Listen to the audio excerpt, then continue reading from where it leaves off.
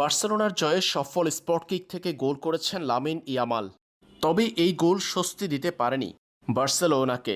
এমনকি ম্যাচে যা ঘটল সেটা অস্বস্তিতে ফেলেছে 2026 ফুটবল বিশ্বকাপের হট ফেভারিট স্পেন জাতীয় ফুটবল দলকে। লা লিগায় বার্সেলোনার ম্যাচে চোট পেয়েছেন লামিন ইয়ামাল। তারকা স্প্যানিশ এই ফরোয়ার্ড হ্যামস্ট্রিংয়ের চোট পেয়েছেন। প্রাথমিক পরীক্ষার পর বার্সেলোনার পক্ষ থেকে জানানো হয়েছে হ্যামস্ট্রিংয়ের চোটের কারণে লা লিগার চলমান মৌসুমের শেষ অংশের ম্যাচগুলোতে দেখা যাবে না লামিন ইয়ামালকে। এমনকি বিশ্বকাপ খেলা নিয়েও শঙ্কায় আছেন তিনি।